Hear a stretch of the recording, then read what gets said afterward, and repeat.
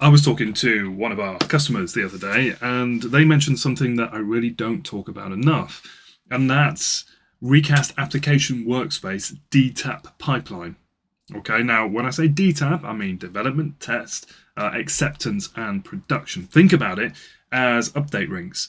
And in each of these different stages of the pipeline, you can put different groups of users, different individual users in there and give them access to an application or an update at different stages.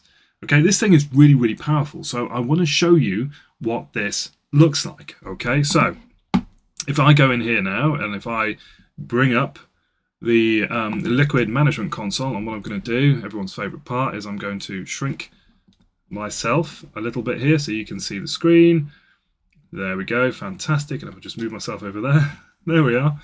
So here you can see the liquid management console, and you can see an application that I've put in here, custom application. I mean, it's not a custom application, it's Word, but I've created this manually. Okay, you can see where it's doing all the cool stuff like installing Word for Mac if it's Mac, and then moving on to install for Windows, and the different launch options. Now that's a completely different video. Okay, I've got a video somewhere that's all about smart icons and doing all of this dynamic delivery of applications. But what I want to cover is the DTAP pipeline that we have.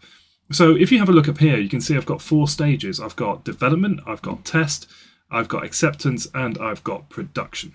Okay, now I'm working on this one, version 263, and it's in development.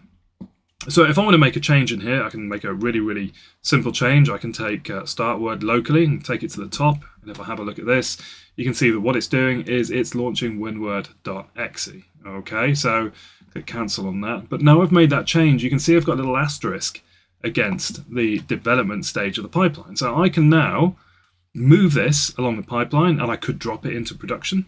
So I could take it all the way over here, could drop it into production, and then that goes live for all the users who have the production entitlement. Or I could drop it into acceptance, or I could drop it into test. Okay, so if I drop it into test here, it's going to ask me for some information. I have customers who are using change request numbers, so I'm going to put a change request number in here so they can keep track of whether or not a change request has been logged for this particular update. So click on confirm. Then this version 264 is now in test, and you can see our production version is still the previous one, which is 263.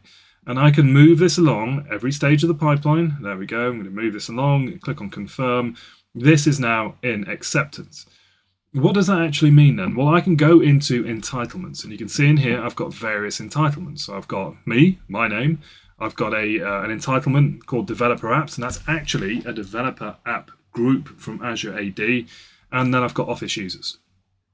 So when I click on office users, we can then choose which stage of the pipeline this group of users has access to this application in, and it's production. Okay, these are my live users, so they have access to production. But I also have developer apps, and this again is an Azure AD group. So I'll double click on this, and you can see here that they've got access to the development stage of the pipeline. And there's a disclaimer here. And what this disclaimer basically says is whenever I make a change, when the application is in the development stage, then whichever group is in the development stage of the pipeline for an entitlement will get those updates straight away. I don't need to take it and drag it across the pipeline. These updates will apply straight away. So you need to make sure that the people who are in this development stage of the pipeline are people who are actually going to be working on changing this application. But then I could go in and I could say, well, actually developer apps, they're going to have access to the test stage. And in that case, it takes an action to move the application, all the workflow, all the change from development into test. And as a final piece of this, I can move it from acceptance, drop it into production, and off we go. That's what it looks like for an existing application. But when it comes to application updates, we can do something very, very similar. So I have a couple of connectors in here that are connecting just to update a single or a couple of applications. You can see I've got this connector for the Liquid Setup Store. It connects to managed packages, and in there we've got Chrome for Education, and we've got GPL GhostScript Lite.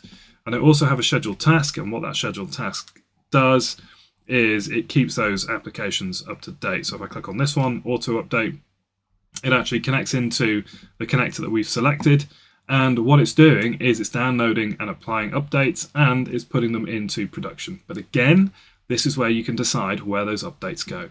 So even when you're automatically updating applications using the Application Workspace platform, you can decide which update ring or which stage of the DTAP pipeline it needs to go in. A great feature, a great piece of technology. Any other questions, please give me a shout.